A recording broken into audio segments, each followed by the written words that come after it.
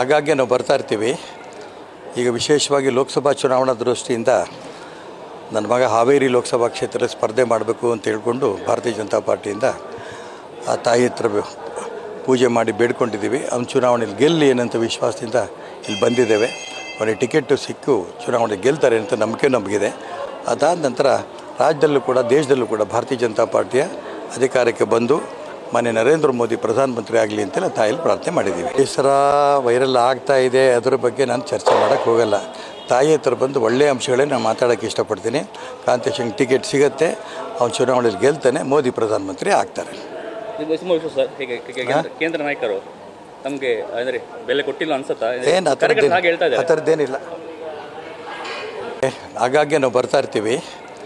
ಈಗ ವಿಶೇಷವಾಗಿ ಲೋಕಸಭಾ ಚುನಾವಣಾ ದೃಷ್ಟಿಯಿಂದ ನನ್ನ ಮಗ ಹಾವೇರಿ ಲೋಕಸಭಾ ಕ್ಷೇತ್ರದಲ್ಲಿ ಸ್ಪರ್ಧೆ ಮಾಡಬೇಕು ಅಂತ ಹೇಳ್ಕೊಂಡು ಭಾರತೀಯ ಜನತಾ ಪಾರ್ಟಿಯಿಂದ ಆ ತಾಯಿ ಹತ್ರ ಪೂಜೆ ಮಾಡಿ ಬೇಡ್ಕೊಂಡಿದ್ದೀವಿ. ಅವ್ನು ಚುನಾವಣೆಯಲ್ಲಿ ಗೆಲ್ಲಿ ಏನಂತ ವಿಶ್ವಾಸದಿಂದ ಇಲ್ಲಿ ಬಂದಿದ್ದೇವೆ.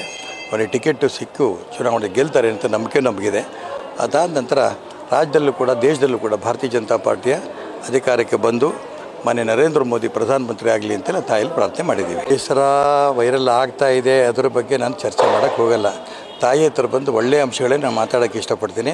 ಕಾಂತೇಶಂಗೆ ಟಿಕೆಟ್ ಸಿಗುತ್ತೆ, ಅವ್ನು ಚುನಾವಣೆಯಲ್ಲಿ ಗೆಲ್ತಾನೆ, ಮೋದಿ ಪ್ರಧಾನಮಂತ್ರಿ ಆಗ್ತಾರೆ. ಸರ್ ಹೇಗೆ ಕೇಂದ್ರ ನಾಯಕರು ನಮಗೆ ಅಂದರೆ ಬೆಲೆ ಕೊಟ್ಟಿಲ್ಲ ಅನ್ಸುತ್ತಾ? ಏನು ಆ ಥರದ್ದೇನಿಲ್ಲ.